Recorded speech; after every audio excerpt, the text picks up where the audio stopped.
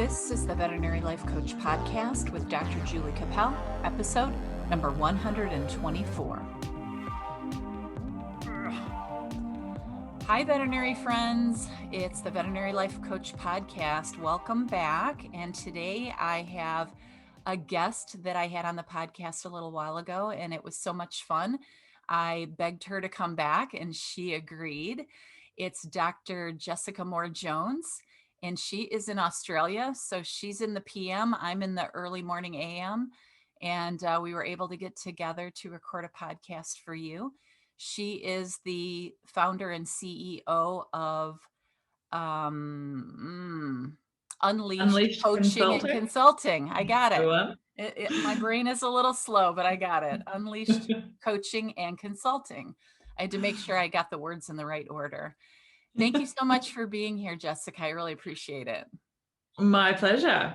I'm so excited to talk to you today. It was such a good conversation the last time. And when we stopped, I had so many more questions about your career. So hopefully some of these things will come up while we're talking, and I'll learn more about your interesting and exciting career that you've had.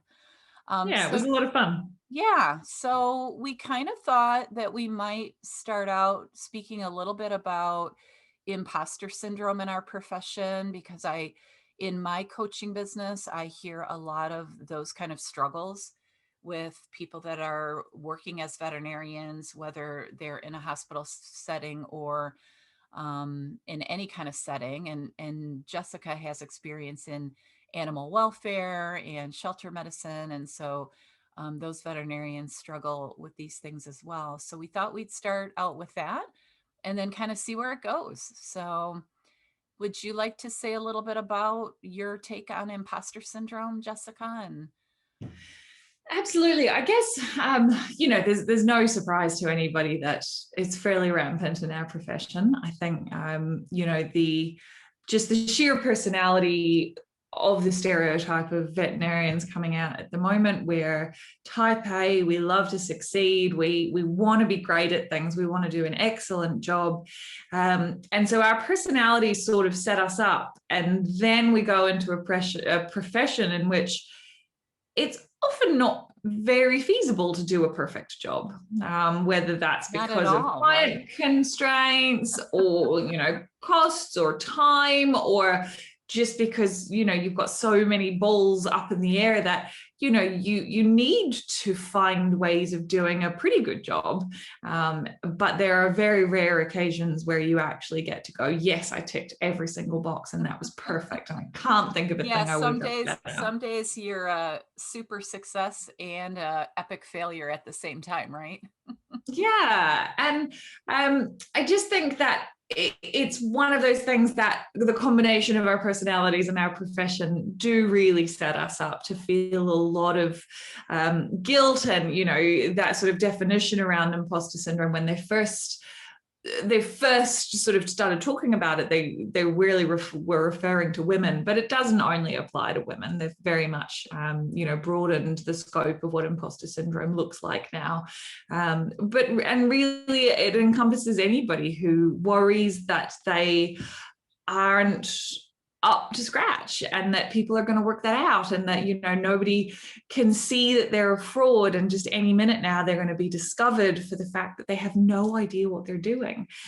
And on a day-to-day basis, how often do we sit there going, I have no idea what I'm doing, but I'm bluffing it because this owner needs me to be confident. They need me to sound like I know what I'm talking about, and so I do. Security to think that you're in control, when in your brain you're thinking, I don't have this under control at all. Yeah. And I remember being a new grad, and I used to do the fairly cliched trick of I would go through the consult, have absolutely no idea what was wrong with their pet, and then use some totally silly excuse like, oh, I've just left my stethoscope out the back, and then I'm hurriedly, this is days before Googling, and I'm back there, yeah, and I'm asking everybody, oh, what do you think of this? And I'd look up in a book, and just to get me just enough information that I can walk back into the room and throw some smart sounding words at them, and and then they leave, and I'm like, I don't really know if I did the right thing, but it seemed right, and the owners think I'm right, and is that enough? So yes, I think that it's a combination of our own making and our profession's making. Well, and I think it's really difficult, and I tell young veterinarians this a lot when I've worked with them or they've come into the profession brand new. I'm like, it takes a lot of guts to say I don't know, but that's an okay answer. Mm-hmm. Like, you can stand in the exam room and tell the client, I don't know what's going on here. Mm-hmm. I need to do testing, and even if you do 10 tests, you still may not know. Mm-hmm. But I think that getting the confidence to be able to say that and be okay with it, even though sometimes your head is screaming that you should know, is part of the struggle of this whole imposter syndrome thing. It's our brain telling us that we should know something when maybe we shouldn't, because we don't have Yeah. all the tests done, or maybe it isn't something that we can figure out. And I think that there's been in many situations, and I was blessed or otherwise, depending on who you ask, with a fair amount of confidence. And I genuinely believe there's been multiple situations in my career where I've said, I don't know, this is really interesting, I'm going to go speak to a colleague. And the client's really excited about, they're getting two vets' opinions for the price of one. Mm-hmm. And I think, yes, when you're a recent graduate, it's really hard to say, I'm going to speak to a colleague while still sounding knowledgeable. But you can really easily frame those I don't knows in a way that is, this is a great case. I've not seen this one before. I'm really excited, and I know that my colleague is going to be really excited about this case too. Would you mind if I went and chatted to somebody else about it? Yeah. And I think when you frame it like that, I've never had anybody kind of look at me like I don't know what I'm talking about. In fact, I think they feel just a little bit special because their animal has something weird and wonderful. Even if it's not that weird and wonderful in the end, what you decide, they don't know that. Delivery, right? It's delivering that line with confidence, even when you don't feel confident. And I think that's where the struggle comes in. That's how I define imposter syndrome. It's like presenting yourself in a way that isn't congruent with the way your brain is telling you, it's that argument that you're having with yourself. And that's a struggle. It's difficult. And one of a lovely singer-songwriter that I quite like, Grace Petrie, she has a great little ditty song called Nobody Knows That I'm a Fraud. And it's, it's fun and it's silly and you get a few giggles, but the sort of culminative line of it is, there's two things that I'm sure of in this universe, is that we could all be doing better, but we could all be doing worse. And everyone feels like a fraud. Oh, see, that is a really good line for a song, because I think that when you're deep in that imposter syndrome, you are thinking that everyone else knows, and then they don't feel that way. Like, you think you're unique. And some of my coaching clients, I'm like, well, do you think any of us don't feel that way sometimes? Even if you've been, especially in this career, like, things change all the time. I've been doing this a long time, and the drugs change and the recommendations change. And when I meet a new vet that has a totally different idea about how to do something, then I feel like a fraud because, I used to do it this way. Well, now that's wrong. Now I have to learn a new way, and so it is an ongoing challenge, I would say. And I think learning how to reframe it for yourself and learning that it's normal, it's okay to have those feelings sometimes, is part of solving it. Well, I think one of the problems with it is that we call it a syndrome. Yes. As if it is abnormal. Like it's a disease. As if it is a pathology. Yeah, I think don't like that. My belief is when they called it imposter syndrome at the beginning, it was kind of almost in jest, in the fact that, you know, you feel this way, but actually you feel like there's something wrong with you, but there isn't.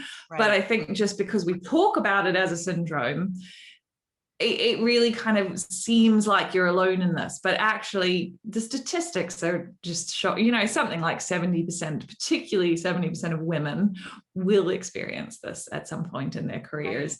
Right. And I think that by recognizing that most of your colleagues probably feel the same way, maybe not about the exact same conversation, right? You know, maybe they do know the thing that you're doing right now, but I guarantee at some other point in one of their consults in their day, they also wondered, oh God, does she already know this stuff? My own dog went in for x-rays today. He's been, you know, gnawing at his leg for a long time, and I've been putting it off, you know, knowing it wasn't going to be anything too serious because it wasn't progressing really rapidly. But, you know, so I went in to talk to a vet that I respect a lot, and, you know, is a really experienced vet. And, you know, what did you find? She said, oh, look, he's got an osteochondroma. And I just stared at her like, yep, what's that? And I was like, you know, and I always use the excuse, I have a nice excuse, or I haven't been a full-time clinician in many years. So I kind of feel like I have to start distancing myself from the excuse of why I don't know this. And she just sort of turned around and said, oh, I don't know, I had to send it to one of the radiologists too. And so there was this huge moment that I was like, I feel super awkward in front of this vet that I really respect to say, can you tell me what that is? Yeah. And then she managed to, yeah, but she was just like, oh yeah, I didn't know what it is. I mean, I've heard of it, and, you know, but I didn't recognize it on the x-ray. Yeah, I haven't seen one. Yeah, exactly. So I think as soon as we kind of go into, oh, everyone else knows what they're talking about mode, just like so much that is unhealthy in our mindsets is because we're making assumptions about what other people know and what other people think. And we're just so often wrong. And that there's something wrong with us, right? When we have those thoughts, rather than just going, oh yeah, I've had these thoughts before, but I understand that it's just my brain fighting with me, you know, kind of thing. And I mean, I know that I'm not, I guess, your average person in that I kind of enjoy the thrill of insecurity a little bit. Explain that to me. Who likes to be insecure? You do. Huh? Well, it's not that I enjoy, I don't love the feeling of having no idea what I'm doing. But I do find that once I get to a point in a role where I do now, you know, I can just turn up and do it with my eyes closed, I'm really bored. Yeah. And we talked about that on the last podcast, that you have an issue with boredom. I do. And so one of the ways that I know that it's time for me to find a new project is when I've stopped feeling imposter syndrome. When I'm quite confident that I do know what I'm doing every day now. That's an interesting way to put it, is when I quit feeling imposter syndrome, I know it's time for me to push myself further. Exactly. That's and so I think way to look at it.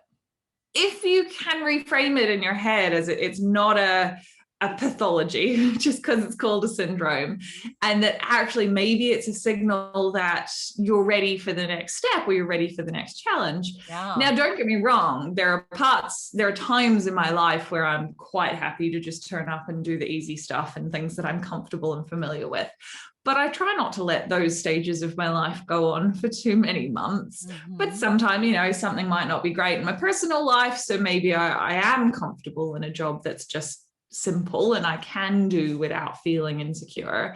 But certainly, you know, if I don't every couple of years or so find myself in a position where I'm going, oh God, do they know I have no idea what I'm doing? You know, then I'm like, well, what did I do? You know, and I was very lucky. I was raised by a mother who, you know, used to ask me quite regularly, what did you fail at recently? Yeah, that's a great question. It's the sort of question that I want to ask my kids. I want to normalize that if you didn't do really well at something, that doesn't mean that's a bad thing. In fact, that, I can be proud of you for having given a go something that was a bit outside of your league. Yeah. And so I And think being if resilient enough to try again, right? yeah, exactly. And maybe you didn't succeed at it, and maybe you've decided that thing isn't for you at all, but you went out there and you gave something a shot. You felt uncomfortable and you tried anyway. So I've been really blessed with a personality that, as an adult, that I'm kind of like, oh, screwed that one up, never mind. Yeah, but that's really an amazing, that's an amazing point for people out there that are mothers, to allow your children to be okay with the failures as well as the successes, because Not we're just so be okay focused with on, them, but embrace them as an opportunity, as a well done you. I'm proud of you for trying something that was uncomfortable.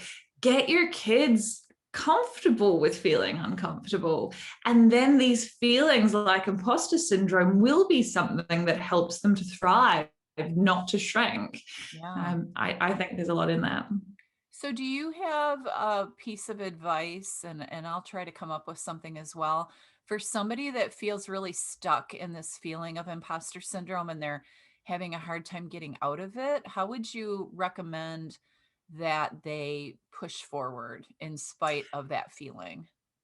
Look, I think, there's some really easy, simple, objective things to do, like actually ask for objective feedback. Talk to your supervisor, talk to your colleagues, actually ask them, how am I at these things? How would you rate me against my colleagues at these things? Make sure you are giving performance reviews as part of your job. Make sure your employer is doing the right thing by you by giving you real-time objective feedback. And then see if you can actually measure that against your self-assessment and see how you do. Because if you walk into a performance review where you've been asked to self-assess and you're consistently rating yourself lower than your manager is, objectively, you are missing the mark on your perception of yourself. So I think there's some really easy things that you can do just by speaking to your employer about it. But I think when it comes to mindset and actually helping yourself grow and helping yourself be okay with that, for me, there's two big things, and that's talk to your colleagues about it.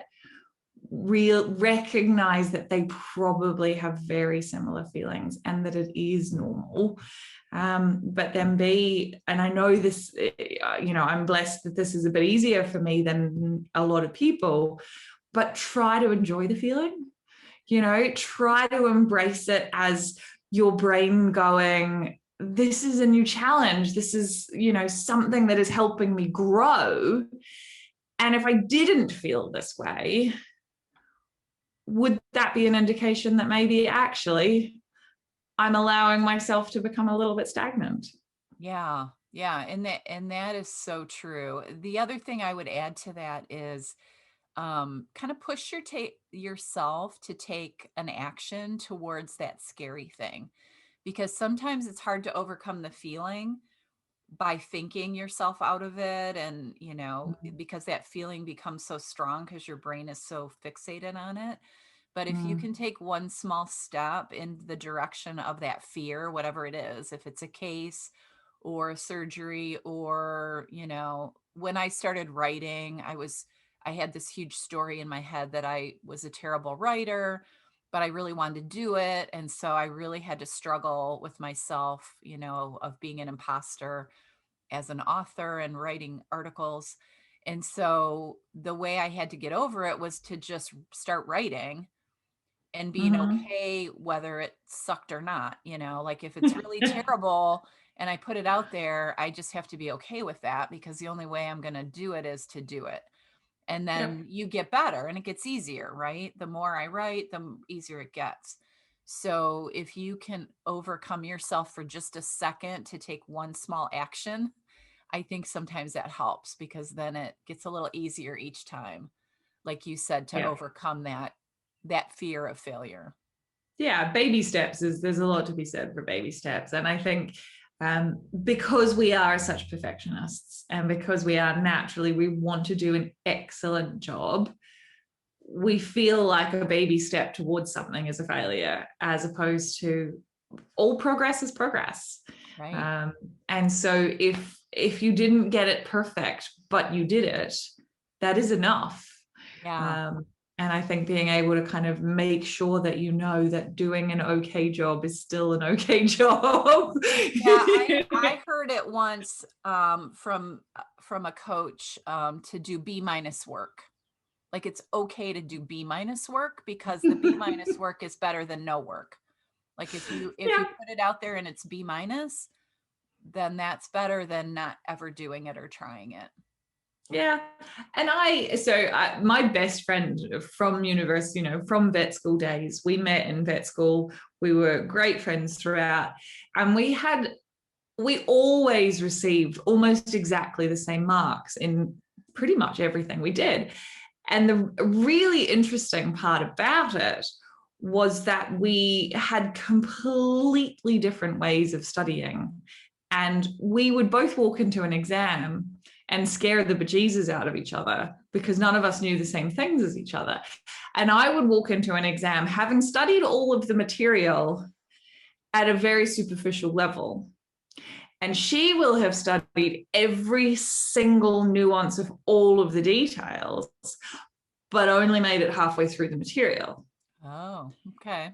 That's And as it interesting. turns out, we both were, I don't know what the equivalent over there is, but probably B minus.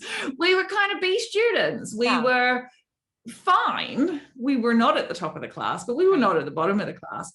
And I think that that was a really nice illustration for me that neither of those things is a failure. And that having a different way to go about it, we still both did well. We still both got a veterinary degree. She's an excellent vet. I have gone on to do other really exciting things. And neither of us were A+ students, and that didn't matter.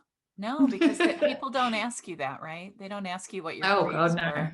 And if you're passionate and you really care about doing the right thing, whether it always comes out perfectly or not, I think that the intent behind it and the effort behind it is more important than you getting it right every single time or getting it right in the moment. Like if it takes me an hour to figure out a case or look up things or call other veterinarians and try to figure something out. And my colleague and this is real life for me, I worked with a woman who's about my same age, but man, she's a genius.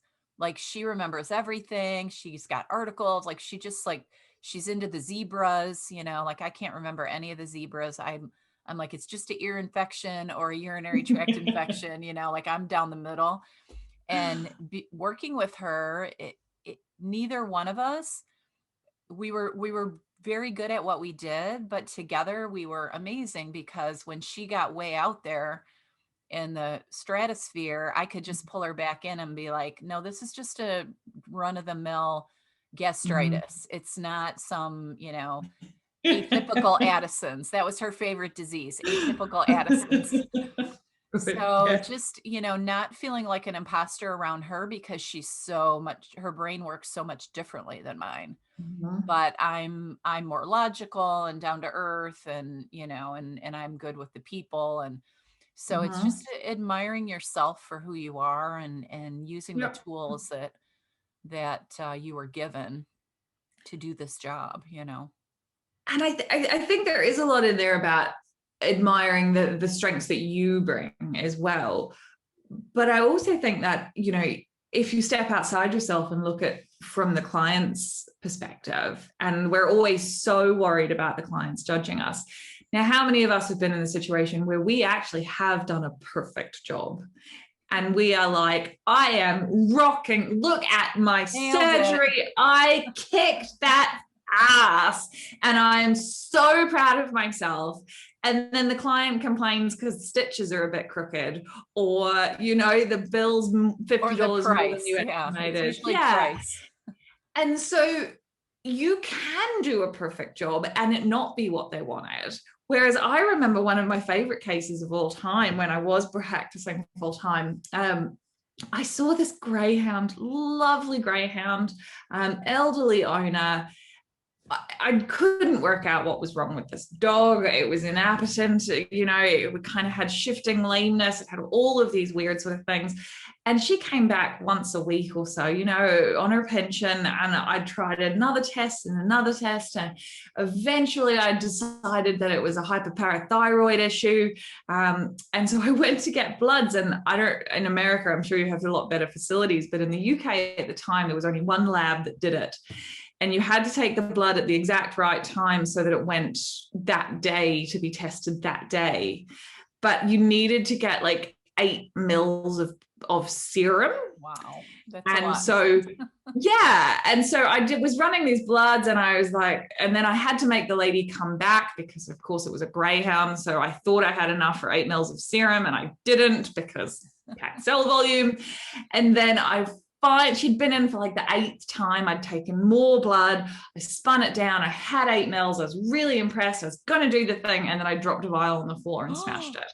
Oh, no. And I was like nearly in tears when I phoned this owner to say, I'm so sorry. Come back again. Come back. I'm so like, I have no excuses. I'm a failure as a vet, basically.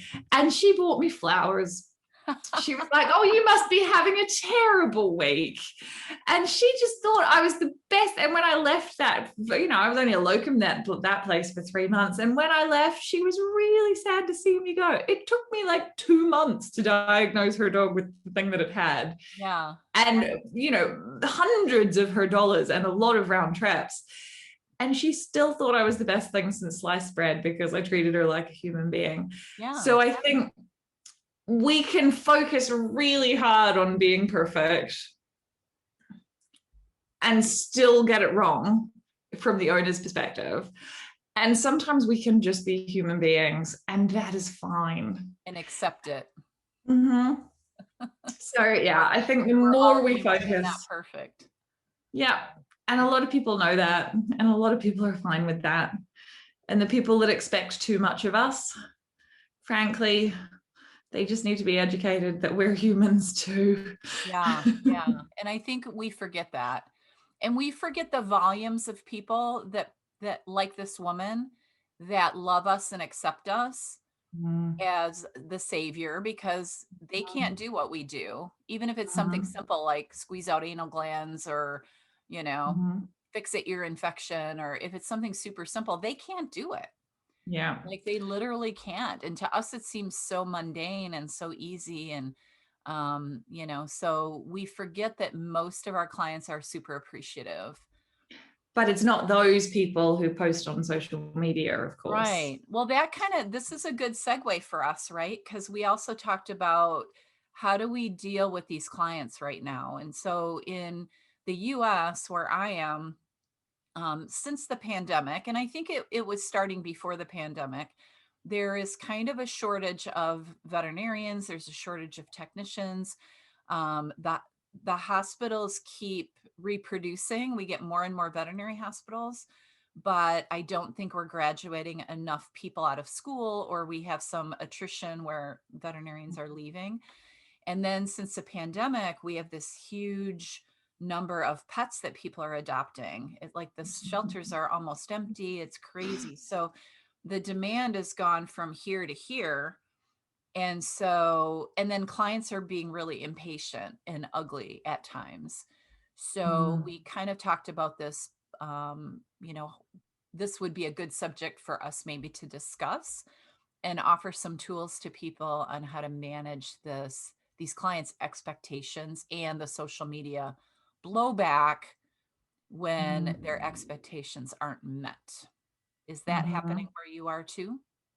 Oh, 100%. We are in the exact same position. 30% of the Australian veterinary workforce has historically been not Australian workforce. The travel stuff too. Yeah, so we often have people on working holiday visas or sort of 2-year kind of special skills visas coming in from Ireland or Canada or, you know, lots of different countries to come and do a couple of years working in, you know, the fantastic place that Australia is. I want to go there so badly. I'm going to come visit you. Well, not gonna lie, during COVID times, you wouldn't want to be anywhere else. But yeah, so that's all gone now. And so we were already, too much demand for our capability. And now that we can't get people into the country to help, and we, this, as you say, this sort of COVID phenomenon of everybody adopting a puppy, we're absolutely slaughtered. The clinics, I don't know a single private practice veterinarian who isn't near burnout, and really, really considering their options from here. And it's just, it can't go on. It's not sustainable. We have to find solutions. I say at my practice all the time, I'm like, this workload is not sustainable for people.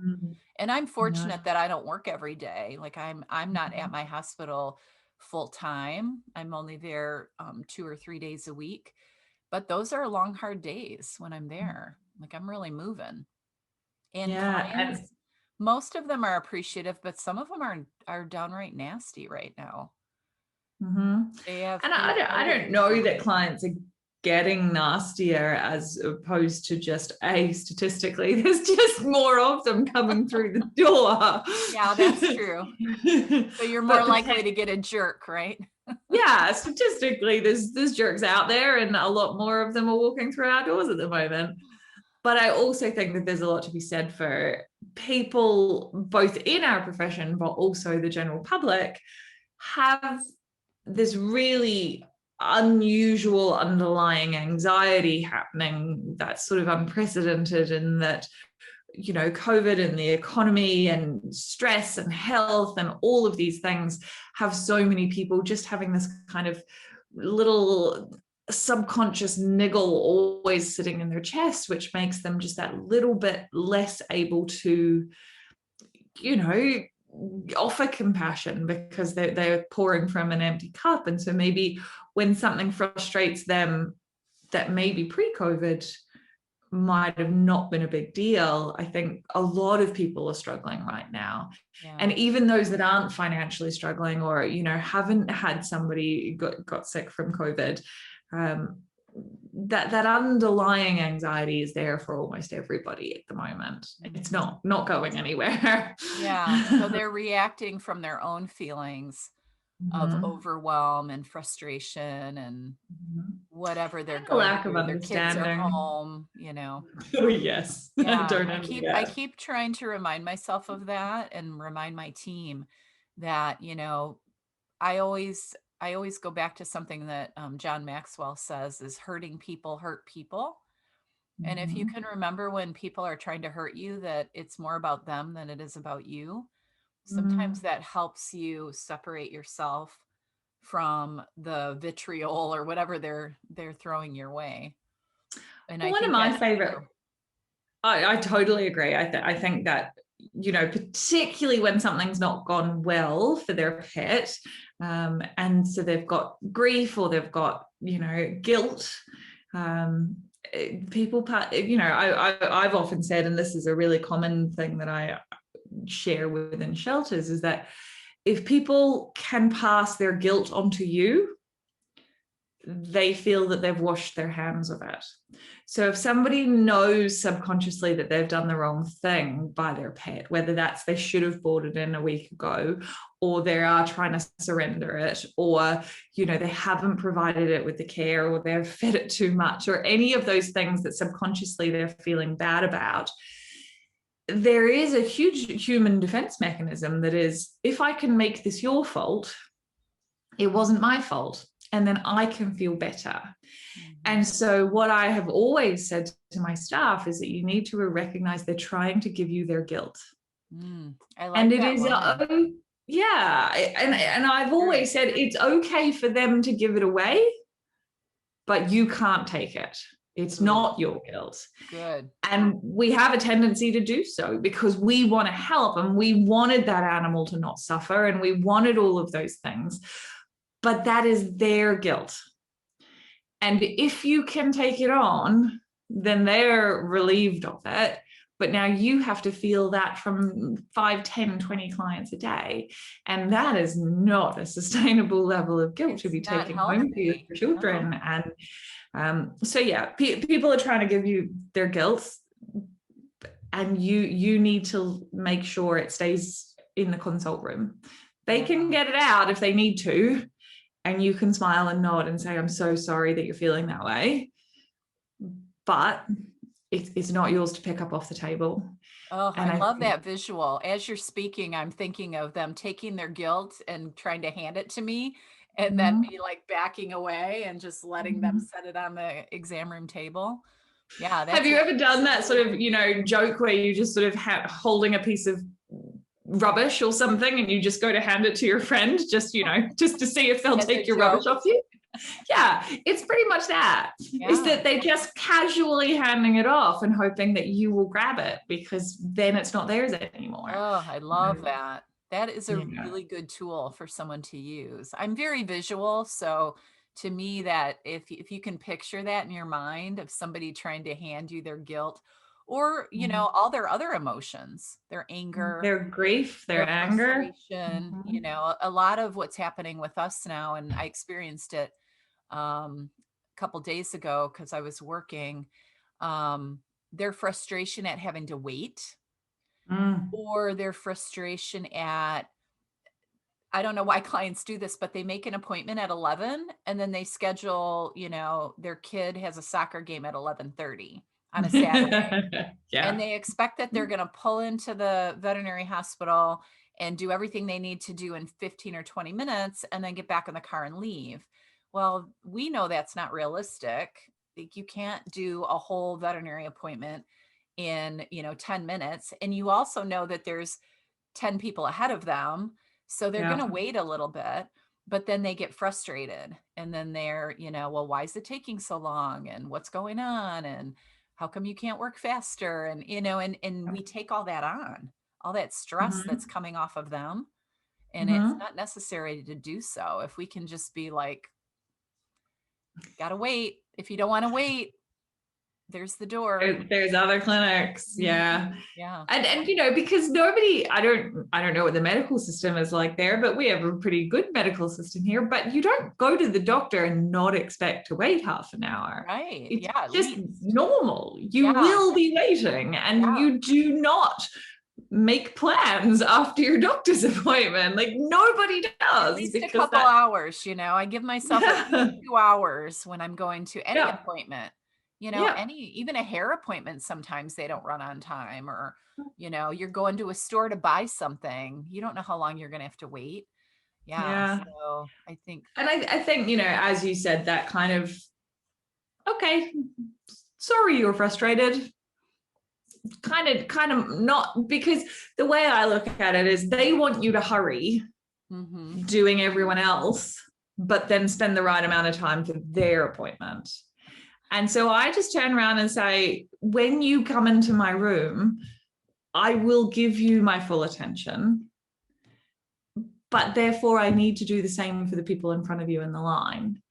And, I think that that's reasonable. Now, I've also worked at charity clinics where, it is a production line. They're not paying the bill, and you do get them in and get them out. And it is just, if your appointment took 2 minutes because it was a vaccine and yours took half an hour because it was euthanasia, that's how life is.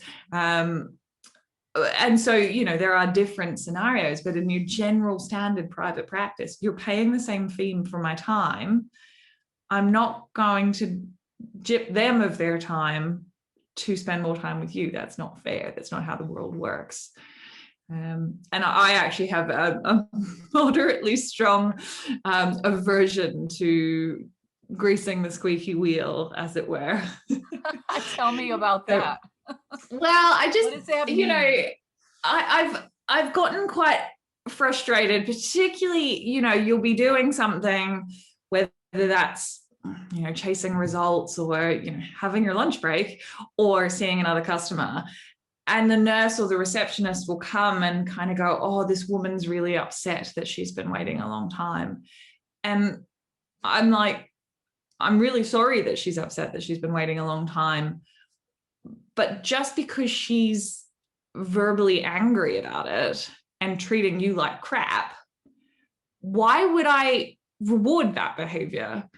Yeah, Like, push her to the front of the line because that's our natural thing, right? Well, exactly. hurry up And and it get her out of is. here so we don't have to deal with her anger. Instead, Yeah. we make someone else wait that's being perfectly lovely. And Yeah. that doesn't make sense, right? That does not make sense. And so I have a really strong passion for, frankly, the more aggressive you are, particularly towards my poor innocent receptionists, probably the lower down my priority list you're going to find yourself. Bottom of the stack, right? Yeah. Here's my phone messages. You go to the bottom. That's pretty much it. And I know that I'm often not the person who has to buffer that anger. And I understand that the nurses and the receptionists out the front feel a lot more of that anger. And sometimes they can be really mad in reception, and then they come into the consult room and they're perfectly nice to the vet. Right. But one of the things that I do, just in a basic human behavior kind of tactic, is when I do go out and get them, and I know they have been waiting and I know they perhaps have been frustrated, one of the things that I think a lot of people say is, I'm really sorry about the wait.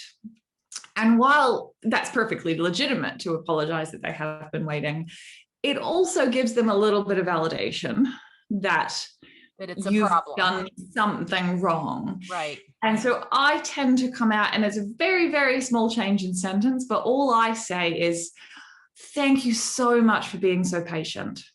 Even if they haven't been. Even if they haven't. And they have a hard time rebutting that, right? That's exactly it. It's really hard. What comeback have they got? Yeah. Because if you say sorry for running late, they go, oh yeah, it's unacceptable, blah, blah, blah, blah. Yeah. But if you say, thank you for your patience, what's the response to that? They go, no problem. Yeah, I had most people say no problem, but I did have one guy say something like, well, I wasn't patient. I would respond to that saying, thank you for your honesty. Yeah, I just laughed, and I was like, well, at least you're telling me the truth. So yeah, but I totally agree with you that it's really important on how you approach it. And the other thing that I think is a really strong tool that you can, if you can get it in your tool bag, it is get that adrenaline rush under control before you talk to that person. Because if someone tells you someone's angry, and I don't know, I've gotten way better at this over the years, but I used to get this like huge, defense adrenaline feeling like I'm going to go in there and kick, we're going to fight. And I think if you go in there with that fighting attitude, that you tend to ramp it up rather than calm it down. And so what I usually do is try to get that feeling to go away if I'm feeling it, and just kind of be like, all right, you don't want to fight. Let's just go in there and, be who you are. And then walk in there and just, sometimes I don't say a word. I just kill them with kindness. Hey, how you doing? I just pretend like nothing ever happened. And the receptionist didn't just tell me that you were being a jerk, get on the phone. Hey, it's Dr. Cappel. How you doing? And if they say, oh, not very well, because of such and such. Oh, well, let me see if I can help you, and just like, don't even respond to the negativity with negativity, because, either they're going to stay mad, in which case I've been the kind person and I've done my job, or you're going to diffuse them because you're not fighting. You're just, this is the reality. You've had to wait. You waited until your pills ran out and now it's an emergency. This is where we are. Maybe I can help you and maybe I can't, and really try to have a conversation with yourself before you go into that confrontation, if you think of it that way. And it really does diffuse them, like you said. Yeah, I use almost the exact same tactic of the kill them with kindness kind of thing. I think as soon as one of my team does come and say, oh, this person's really irate, or this person was really nasty, or, the last vet had a lot of trouble with this person, whatever it is, I very much, I do a few deep breaths, and I walk in there with what could be considered fake cheer. I'm not going to lie to you. If you know me well, right? You act it. You're yeah, acting it into reality. yeah, and it's almost over the top if you know me well. But if when you go in there going in that bright, bubbly, good morning, Sarah, how are you this morning? It's very difficult for them to aggressively respond. And some people will still, some people have still got it in them, but there does come 3 or 4 once, you've gone low and they've gone up 3 or 4 times in a row. And now it becomes really clear that you're being nothing but friendly and they are now being a total jerk. Even most totally unaware people get to a point where they're like, I'm shouting at a little blonde woman. They're not getting what they want, right? They want the fight. There are people, and I tell this to my team sometimes, there are people that are just naturally bullies because they get their way. So if you continually give them their tactics way, worked for them, rewarding that bully behavior. So if you can stand there without backing down and be strong, but not participate in that ramping up of the emotion, then it kind of disarms them. Like I've won over many bullies to be really nice, good clients because I didn't take their crap. They would come in, I want this and I want that. And I'd be like, okay, well, here's what I can do. And, I want to help you. And, just like really don't give them what they want, but also not give them the fight that they're looking for. Yeah. Because, if they're anything like me, they enjoy fighting. I say that I enjoy like a little back and forth sometimes. And so if you reward that with fighting with them, then the next time they'll elevate and make it even more rude. I really like your comment, well, here's what I can do. And I think that stops the negative cycle of, no, I can't do that. And, starting to come back almost on the offensive, which here's what I can offer you. And the other one that I often use to sort of deflect when people are just having a massive rant at you and they're clearly angry and they're just, they're on that sort of spiel, I often just simply say, what would make you happy with this situation? Here's what I am not able to offer you. Then they don't. When you actually go, here's unfortunately what I cannot do because my manager or whatever that is, what would make you satisfied with this situation? What outcome are you looking for? And I'd say 80% of the time they cannot answer that question. Or they go back and turn back time. Yeah. Well, I don't want to have waited. And because I waited, I don't want to pay for this exam or whatever. Yeah. And you're like, well, that's not how it works. But what else can I do? Yeah. And so I think there's a lot of power in trying to put back on them that realization for themselves that there is no fixing this. It's happened now. And you're being unreasonable. You are just yelling at me without wanting any particular outcome out of the yelling. Yeah. And I think that sometimes when you can get them to see they don't know the solution to the problem either, it's a little bit easier for them to understand why you can't come up with a solution for the problem. And that's why a lot of times they come back to the money, right? Because they don't know what they want. And so because it can't be resolved, then they go to, well, then I don't want to pay. Like, well, and in some instances, I might agree that there's something that we missed that they might not need to pay for. And sometimes you do give them money or a discount or whatever, but it's rare. And I almost never do. Yeah, well, and I've gotten to that point where I know that doesn't fix it, because it's like you said, if you're admitting, when you come in and say, I'm sorry for the wait, you're admitting that you did something wrong. And the same thing goes for when you give them money back, right? You're admitting that something you did was wrong and that they are right. And it's okay if that's truly the case. Yeah. But like if I did miss something, absolutely, we don't charge it. But Right. yeah, But if I spent the it's your way of time, just trying to get them to go away because you don't want the confrontation, if it's your way of, well, just give them their money back so they'll get out of here, then Mhm. that's a cop out, and that's something that I think adds to our stress, because then we have the, well, now I didn't make any money. Now, I caved, and then you go into that mindset of I could have done this differently yeah, and that customer will do the same thing again and again because they got rewarded for their yeah, bad behavior. for Yeah. sure. So we You talk, wouldn't, go ahead. oh, you wouldn't go to the mechanic, him order in some expensive part for you, spend 2 hours fixing your car, and then because he fixed your engine and your tail light broke, you wouldn't go, well, I want my money back for the engine repair. Like, that's not how life works. You still need to pay for the service provided, whether or not something else is still wrong. Yeah, or whether or not it worked. There are times when you do something, you tell the client to do something, they don't do it properly. They don't keep the e-collar on. They don't give all the antibiotics, whatever it is. And then the problem is still there or whatever, then that's not on you. That's just life. That's Yeah, how for life sure. works. Kind of like your tail light scenario. Yeah.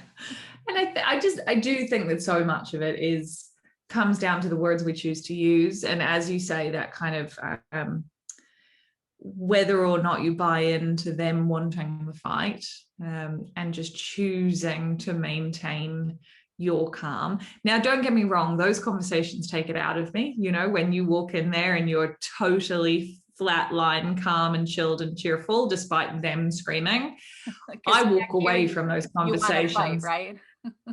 Oh yeah. Yeah. And you walk away and, either you've got a little bit of trembling from the adrenaline, or you kind of really have to sit down. And if I have my whole life, I am a frustration crier. And so when people yell at me, I cry. Mm-hmm. Yeah, I'm an and it's not because I'm sad. Oh, you're an angry crier. Yeah. if I get It's not really, dissimilar. really angry, I cry, which is kind of frustrating when you're in a big Yeah. And exactly, because it's the worst time when you least want to cry, and then you're even more angry because you're angry at yourself, so then you cry a little bit more. Yeah, we're pretty much on the same boat. But what I've learned over time is I cannot cry in the situation, but I have to have the cry after the situation. So it releases that emotion. Yeah. You can't make that emotion go away. I mean, you do your best to sort of reframe your thinking about the conversation, but those conversations are stressful. And when people do yell at you, you are allowed to go out the back and have a cry. You are allowed to have a tremble and, your lower jaw kind of, and that is okay. Yeah. And I think that we're expected, we expect ourselves to be really brave in the face of yelling, particularly as vets, where I think we feel a bit of a responsibility to protect our nurses and our, receptionists if they're being yelled at, particularly when they're, young, vulnerable women, and you kind of go mother hen. We feel like we should be brave and that we should be okay with being screamed at. And not many people are. That's okay. Just because I can stand there. Yeah, I think, and I worry sometimes because I've had the comment before in my shelter that, I've stood there and maintained this really calm, chilled out facade while somebody's, very large gentleman holding a pit bull is screaming at me. Yeah. And I'm totally chill. I'm got it all together. I'm really sorry, sir. I'm really sorry we're unable to help you. Would you like me to offer you this? Or, and I've been absolutely calm. And then my staff have kind of said, oh my God, how did you do that? And I've walked into my office and burst into tears because that emotion is somewhere.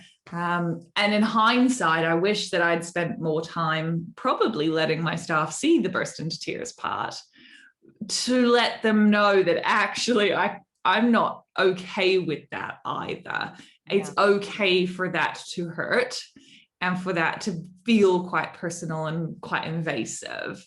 And I feel in hindsight, I wish I'd made more of an effort to let them see the vulnerable not the facade that just the customer was seeing. Yeah.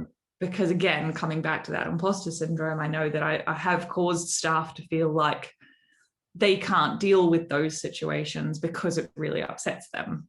Yeah. As though it didn't upset me. Right. Like you're some kind of robot. I've often said to people that I think that they should put us through some acting classes in veterinary school, because there is a lot of acting going on.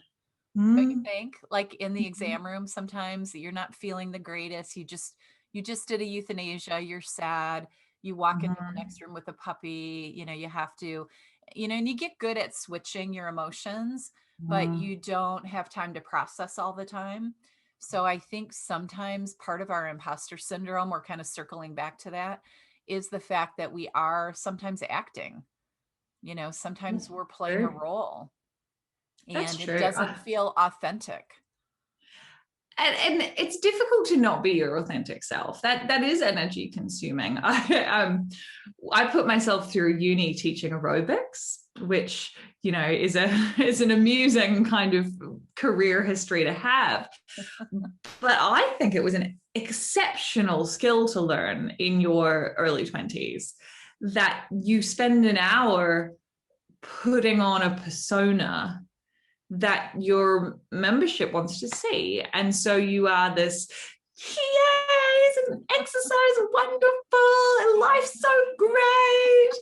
And of course, I was a uni student. I was 21 years old. I was coming in to do a Saturday morning triple for a pump step RPM off of a night out on the town. And I was mainly trying not to vomit.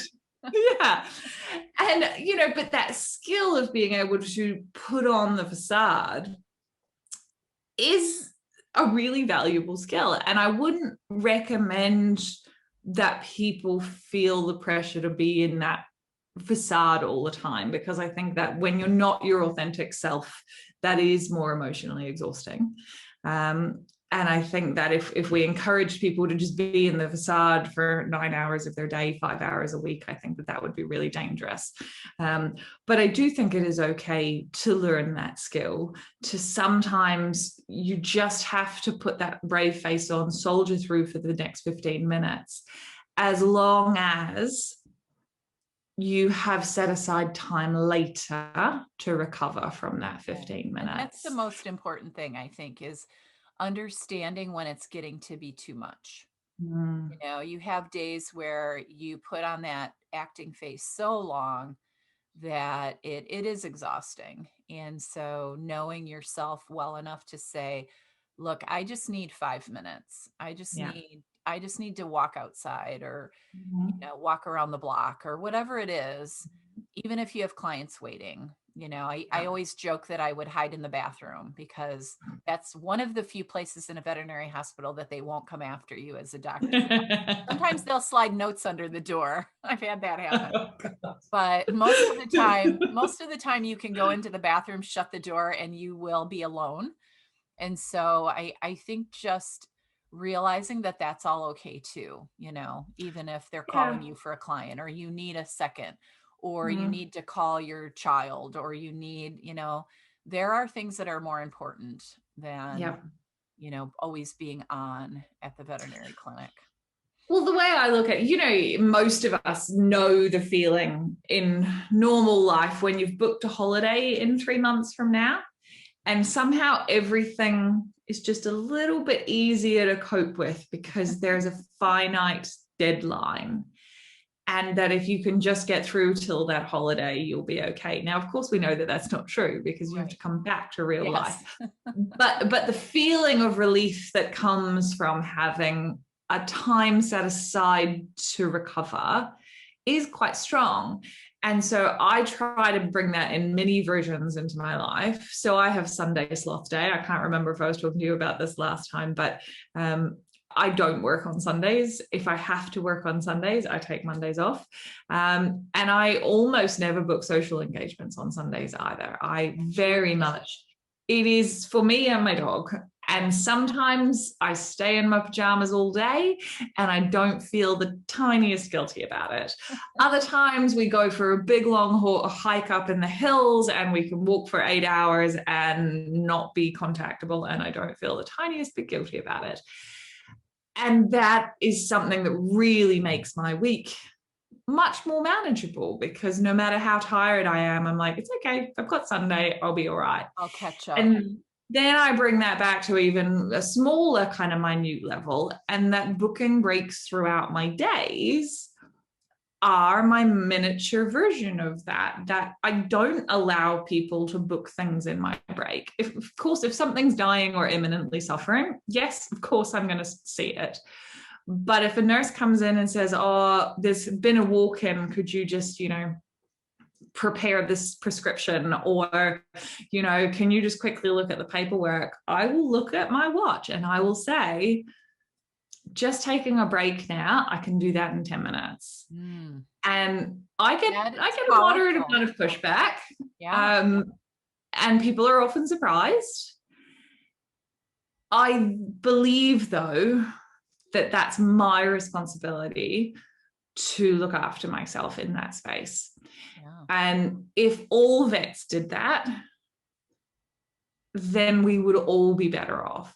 I think one of the problems is that, when I do it, I'm looked at a little bit askance. Like, what do you mean you won't help me help this customer? Right. Well, because you're they are feeling like you're putting it back on them, but they can absolutely do the same thing, is say to the client, I can get this done for you, but it's going to be a 30-minute wait. So if you have an errand to run, go do your errand. And then if you come back, I'll have it ready for you, or whatever. Yeah. So they can set those boundaries as well. That's an absolutely perfectly reasonable thing to say to a customer is, yes, I can do that for you. Would you like to go grab a coffee when the veterinarian's back from their lunch? They'll do that. And we're so opposed to that, right? We have every other profession has a lunch, or they go out to lunch, or, the first practice that I worked at, they closed for an hour, like literally locked the doors for an hour. Oh, wonderful. And the doctors were pretty much encouraged or required to leave the building. So wonderful. I remember my first job, every day for an hour, I would actually go somewhere. Back then, I think it was Wendy's. I'd go to Wendy's and I'd read a book and have lunch or whatever. And I just thought that was powerful. And that's something that we forget to do. And I know during COVID, our phones have been so crazy. We decided that we were just going to shut the phones off every day for 30 minutes in the middle of the day. So the receptionist could get lunch and get a break and catch up with their notes or whatever. Right. And we just posted it. We posted it on our website, on social media. We put a sign on the door. The phones are down for 30 minutes from, I think it's like 1:30 to 2 or something. I don't know what it is. But it's just that we had to do that in order to help take care of that team, because otherwise those phones just never stop. And that's all okay. And people say, well, what if somebody has an emergency in that 30 minutes? Well, then they'll be waiting when the phones come back on, or they'll go to the next clinic that's open, for those 30 minutes. We've created this cognitive dissonance where people expect instant responses from us. Again, possibly a difference between America and Australia, but here, if you, for example, your doctor writes you a script to go get your bloods taken, and you go to, we have what we call a clinipath lab, and you'd go and, get your bloods taken, and you'd wait in your queue. But because there's usually only one phlebotomist there, they have their hours written on the door, and the hours are 9 until 12:30, 1:30 until 5. Right. Because the person who is the sole charge person there needs to go on their lunch break for an hour. And nobody thinks it's unusual. If you didn't know the hours and you just rocked up and you looked at her door and were like, oh, darn, I've come in the lunch break. Sure, you might be like, oh, that's really inconvenient for me, but well, whatever, I'll come back tomorrow. Like, you wouldn't be irrationally angry about that. And yet we have this guilt about being allowed to set aside times when we're unavailable to the public. Yeah. Yeah. And I And want to so, encourage people to think about that mhm. and do it, like actually schedule it, actually do something, because we like to complain about how hard our job is, but then we don't do anything. Martyr Syndrome. Yeah. Can we keep going? Yeah, sure. Okay. I don't want to keep you longer than you're No, you're fine. I think with the Martyr Syndrome, and this is one of the issues I have, and I want to be really, really clear that I believe there are genuine issues in our industry, and I believe that a huge proportion of that is the industry's job to have some solutions for. I believe that a proportion of that is employers' job to have solutions for. But I also think that we as individuals have to take responsibility for things like lunch breaks, which you are entitled to. If your boss makes you work through it when there's not an animal's life in danger, that is illegal. Right. It's a big problem. Even if it Exactly. wasn't illegal, it's a problem. Exactly. And so it is your choice. Now, sometimes it doesn't feel like it. It feels like the pressure is against us, Right. But it is your choice. And the reason that someone like me can walk in as a locum into a clinic, because I'm trying to keep my clinical skills at some sort of basic level, and go, sorry, I can help you with that in 10 minutes when I'm back from my break. The reason I can do it is because I don't have to work with those people on a day-to-day basis. But until every vet starts saying that, everybody's going to continue to look at the me's of the world a little bit like, oh, what do you mean you can't help? That's very selfish. And it's not. It is my right. It is my obligation to myself. It is also my employer's legal obligation to allow me to have that. So why are we creating this peer pressure in the opposite direction, which does ourselves a disservice? And so by having this Martyr Syndrome, by kind of going, oh, I haven't had my lunch break in a month, you are adding to a culture which tells younger vets or more impressionable vets, or those that don't have the resolve to stand up and say no, but who may wish to, you're letting them know that your behavior is what you expect of them. And so I think that if we were truly to take responsibilities for ourselves and for fixing the things that we have power over in our profession, a lunch break is an absolute basic. It is the simplest thing that you should be doing as an adult professional to protect yourself, which is the animal suffering? No? Then I'll be back in half an hour. Right. I'll see you. Yeah.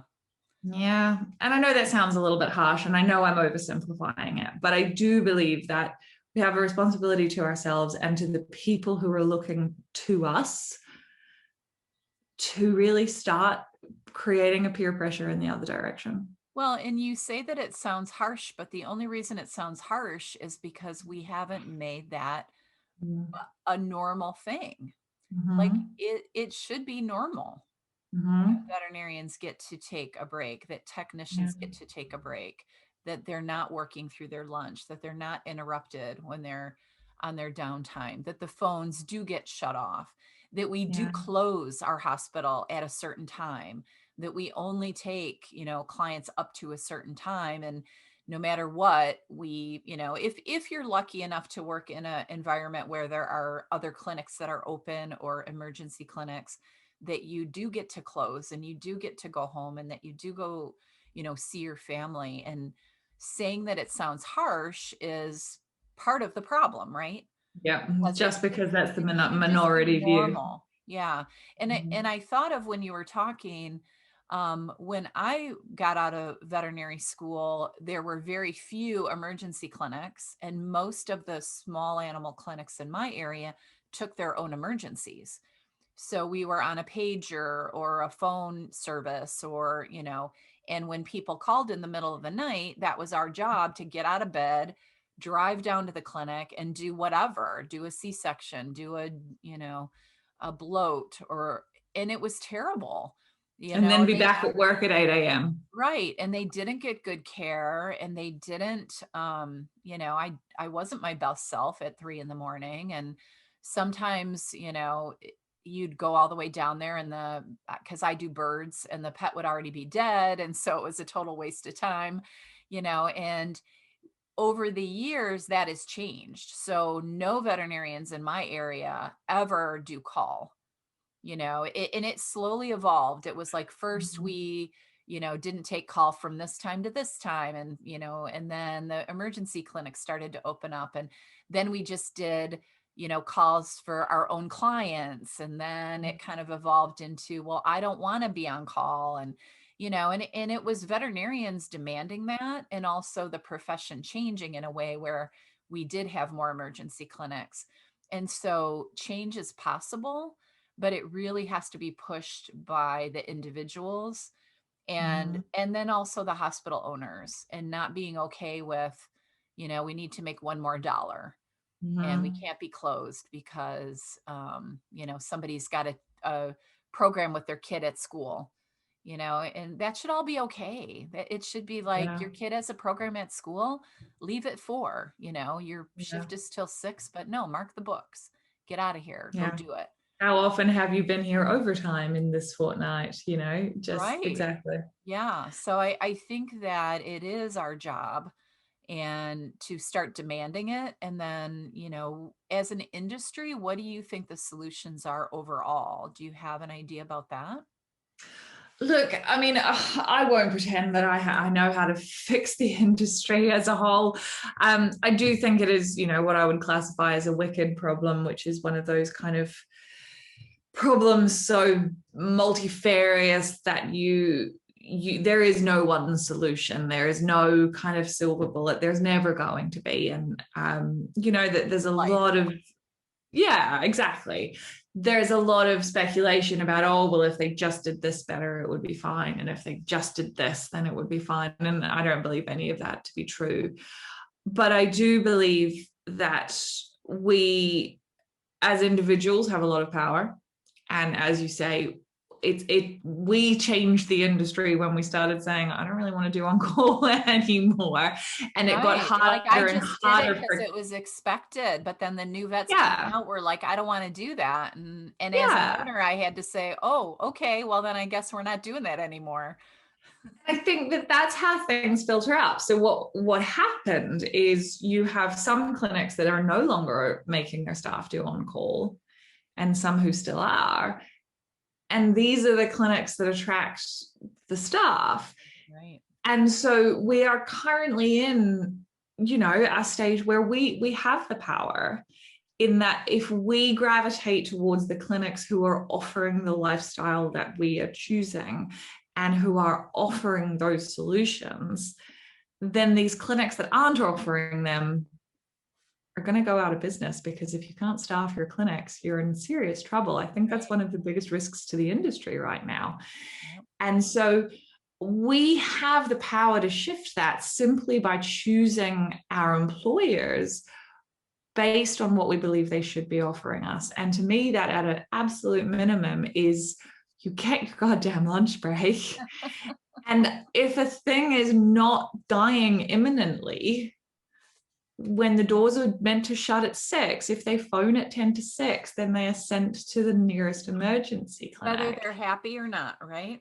Exactly. Whether they're our client, whether they pay lots of money or not. And, I think that from our perspective, we can push clinic sort of, almost money where your mouth is, I guess. Take your employment where your values are. And with that pressure, I think that we've got a chance of nudging things in the right direction. But I also think that there's a lot to be done from the top down. I think that, again, I'm sure there are differences between our countries, but I don't believe that they're particularly other ends of the scale differences. So we have the Australian Veterinary Association. I know you have the AVMA. They're missing the link that is, they know about the suicide issues. They know about the challenges of attrition, and they keep kind of throwing these things. Oh, we'll get more new graduates out there. and we'll, teach the new grads better resilience and all of these things. And they're failing to really identify why are people leaving the industry and to really put pressure in place. So we have something in Australia called an award. An award is a minimum set of standards for employment per profession. So obviously we have, like national legal requirements, and then you've got your employer's rules, but there's something in the middle called an employment award, which is for the veterinary and animal services profession.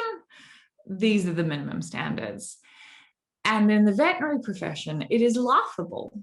It is absolutely laughable that there is no other award in Australia that allows that degree of overtime without being entitled to penalty rates, to overtime anything, to extra meal breaks if you've been there over 11 hours. The nurses are entitled to these things as per our award, but the vets aren't. So there's a difference in industries and to the standards. Yep, absolutely. And the veterinary industry is by far, still working on a 1970s version of what was okay back then. And, without pressure from the Australian Veterinary Association, that is never changing. Right. The reason that, so the minimum award, for example, salary for a new graduate vet is $45,000. Now, don't get me wrong, that isn't what's paid. Right. An average new graduate salary is probably closer to 60. Yeah. Why? Because everyone is desperate for vets. And so if new graduates are coming out and they've got the choice between 45 and 60, this is legal. Right. But they're putting the pressure upwards. Right. And if we stop doing that just for salaries and started looking towards what do we value in an organization that supports us as human beings, I think that we have a lot of power. Yeah. And I've told that to a lot of, I work with veterinary students sometimes, and, they're all worried about their work and how many hours they're going to work. And I said, you have the power right now. You can walk into any veterinary clinic in the United States and pretty much demand what you want, and you will probably get it. And then I have veterinary owners that I'm coaching, and they're like, well, I can't afford to hire anyone at those higher rates that the students are demanding, or have the vacation time.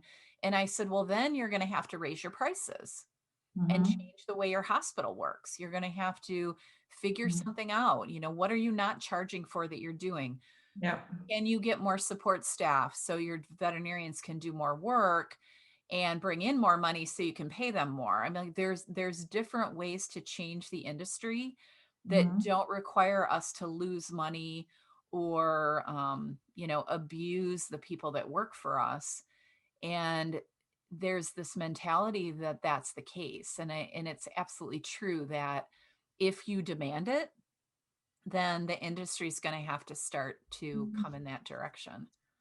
And as you say, we're in this time of there's so much demand for our services. And in any other situation, any other industry, when you've got a supply demand mismatch, what do? You raise your prices. Exactly. And so we're failing an opportunity which is right in front of us to go, people need us now. People have gone and spent $5,000 on their new French Bulldog during COVID. Or their doodle. Their doodle, yeah. The doodles and the French Bulldogs. Yeah. And if they want to then say that it's our fault that they haven't then left some money over for their vaccination, they're wrong. They are just trying to give you their guilt. Yeah. And so if we were in any other profession and there was this degree of demand for our services, the absolute first thing we would be doing is raising our prices and paying our people better. And people think, and we are not. Complain, and the answer I always get back from the owners is, well, clients will complain. They won't. They might. But where else do they go? Yeah, they don't have an option, right? And even if they complain, they're still paying it. They're not, so what do we care if they complain? Oh, you raised your prices. Yes, we did. Next. Where else do you go that they don't raise their prices? Yeah. In the United States, the prices of everything have gone up in the last, few months. Gasoline, lumber, I talk to these contractors and they're like, everything's gone way up. Well, why shouldn't our services? Yeah. Why should Basic supply and demand economics. Absolutely. Just because there is emotion involved, that doesn't mean that that's our guilt when people can't afford us. Right. It is people trying to give you their guilt, and it is not your guilt to take home. Let them get it out and then leave it on the table. Right. Walk away. Because at the end of the day, it is an emotive transaction, but it is also still our livelihoods, the business livelihood. And that's how the world works. We live in a capitalist first world country. Yeah. If you don't like that, maybe there are other countries' economic systems that are better suited to you. Right. But it's not my job to stress for the animal that is not at my clinic. So if I, close my doors at 6 p.m. and somebody wanted to come and see me at 6:10, that's actually not my issue. I have to be able to let that go as someone else's issue. There is an emergency center. There are other clinics open till 8 who charge an appropriate surcharge for being open that late. And they pass that on to their staff in an ideal world. They get more money, right? If you work at the emergency clinic, you get paid more. Exactly. And I think if the more I try to solve everybody's animal issue at all hours of any day of the week, the less I am good for the animals that I actually are in front of me Monday to Friday, 9 till 6, whatever my hours are. And, I think that point about things like appropriate surcharges being passed on to the vets, if your clinic does want to have a late night Thursday night or something, sure, absolutely. Charge an extra $30 for the consult for the convenience factor of doing it. Right. And make sure your vets are remunerated with that. The vet that works that shift should get that funds, or at least 50% of it. Right. And I think that, again, these are solutions that if people want that Thursday night appointment, it's up to them whether they want to pay the money or not. Absolutely. That's their choice. If they prioritize their convenience over their funds, that's totally their choice. And so if we're saying, oh, well, people won't pay it, maybe they won't. Yeah. Then you clearly don't need to be open till 8 p.m. Well, and I tell when I'm coaching people on that and they say, well, people won't pay that. I said, well, try it. You can always lower your prices again. Mm-hmm. So if you raise them and you look at your next month and see if you lost a bunch of clients, you can always pull your prices back if you find out that it doesn't work. Like we talked about at the beginning, you might fail, but what if you did creep them up and nobody said a word? And then you creeped them up again and nobody said a word. Yeah. And then all of your team can make more money. They can have a better life. They can take more time off. Like the finances drive the convenience of what you can do for your people. And I think we forget that as business owners, that we're in charge of that. And so the veterinarians can demand that we pay them more. They can demand that they have a better life. But then for us to say, well, I can't do that it's not true. Yeah. It's not true. Because at the end of the day, if you do lose you up your prices and some customers do go somewhere else, but those animals are still receiving vet care somewhere else. Yeah. Your staff are happier. You are happier. Making more. The demand out there suggests that you are still going to make more money. Mm-hmm. I think that there's just a lot to be said for, as you say, give it a shot. Yeah. If it doesn't work, one of my favorite clinics I ever locumed at, this is an unusual diversion, but one of my favorite clinics, for the staff Christmas party, They weren't particularly, they were a welfare clinic. Well, they weren't, but they were a very low income clinic. And so there weren't sort of Christmas bonuses or anything that to go around. But at the staff Christmas party, the boss's present to the staff is that they got to vote on the one client they wanted to fire. Yeah, that's amazing, right? I just think as a staff engagement activity, letting your staff know that, yep, okay, we're going to take your whinges seriously on this one client. Yeah. I just think that's staff engagement 101. And I think that we should be doing the same thing when it comes to economics. Yeah, and letting your team maybe be a part of those decisions too is something that we forget, like what do they need? What do they want? How can we change the practice to suit them? Many of the changes in my practice came from the demands. We weren't getting out on time. The doctors were complaining. Okay, well, let's bump back one appointment. Let's only book until 5:20 instead of 5:40 because we close at 6. So let's bump it back to 5:20 and see what happens. And then if we don't keep getting out on time, then we'll bump it back to 5, and just kind of try to figure out what works to make it better. And I think that, then if it gets to be a financial problem, then like you said, you raise the prices or charge a premium for those later appointments. I really think those are all great ideas. I feel like we've come a long way from imposter syndrome to capitalist economics. Well, one more thing I thought of, and I can split this podcast into two since we're going so long, and I don't want to keep you too long because it's late there. I'm getting going now because I'm kind of waking up, but I don't want to keep you too much longer. But as you were speaking, a thing popped into my head about it was more about the clients giving us bad reviews on social media, and the neighbors texting you at night asking you to look at your dog on your off hours. Like I see so much of that on social media, that people struggle with that so much. And so I thought maybe to close out this second part of the podcast is talking a little bit about what tools you would recommend to people on how not to let that affect them, or how not to fall prey to caving in to your neighbors when they show up on your doorstep, or they text you, like that's the big thing, or they Facebook message you. Like, how do you advise veterinarians to protect themselves around all of that? Yeah, look, I don't think there's any more simple answer to that as there are to how do we solve the industry-wide problems. I think we naturally want to help, and particularly when faced with our neighbor who is right there with a dog. I'm not going to lie, I sometimes use the law to protect myself, which is actually I'm not allowed to give professional advice without seeing your dog in a professional setting. I could be sued for that.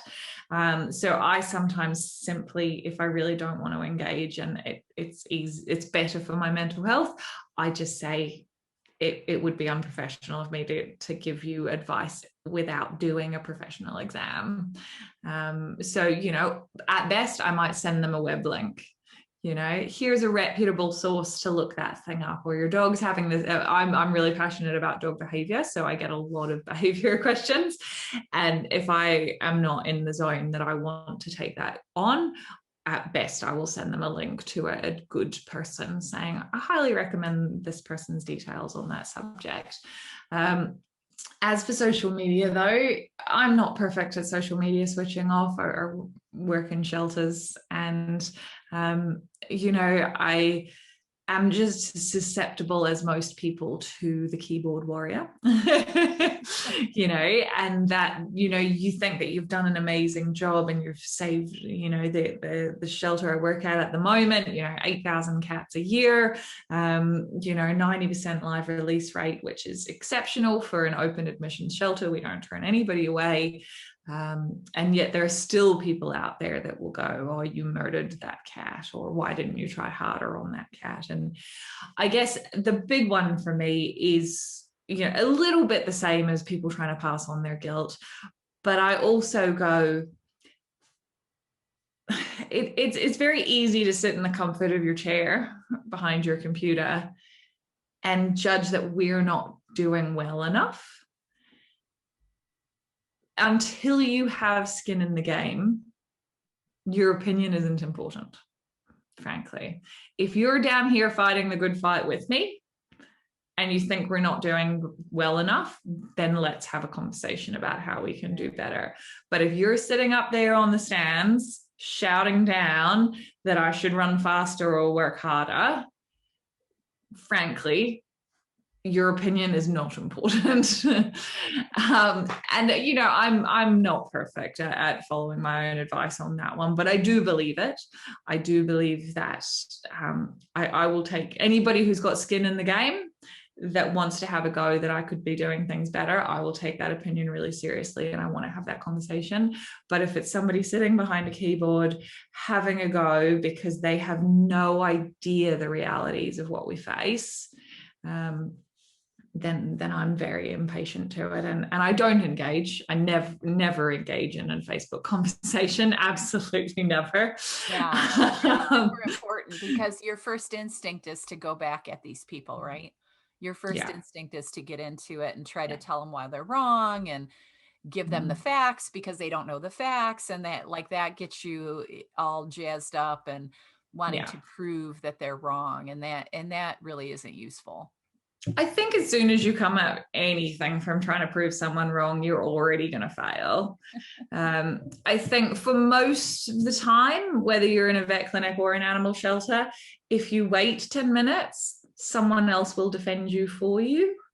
You know, that it's easy to believe that all these haters out there have the loudest voices, but if you actually watch it, many times someone else comes in and goes, have you got any idea how much vet stuff costs? Or, you know, do you have any idea how hardworking these vets are? Or actually, I had an amazing experience with that person.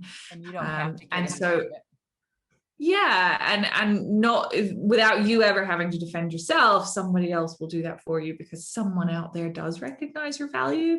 But also, if that's not the case, you know, having sort of run shelters and social media being a remit that I've had to take care of a few times, one of the biggest, most powerful tools I find is if somebody does kind of put out a really negative viewpoint of an action you've taken or something that you've done or something they don't like, I won't tend to get involved in that discussion, but I will wait 2 or 3 days until it dies down. And then I will put out a really proactive piece,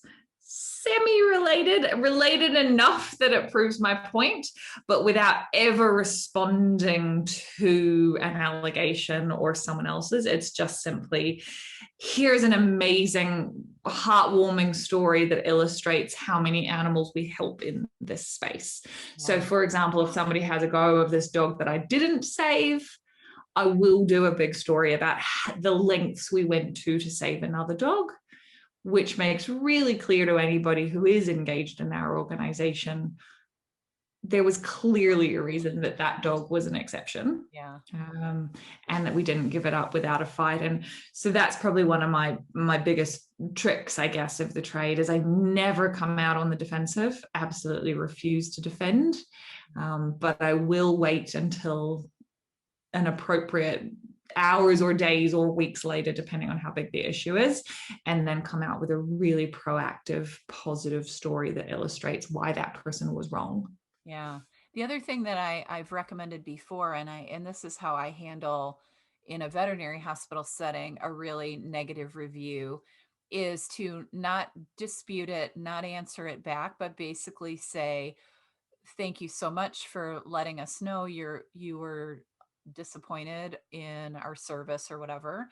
Will you please call me directly? Here is my direct number. I'd love to discuss this with you to see if I can help. And just be like open to it, because 9 times out of 10, those people will not confront you.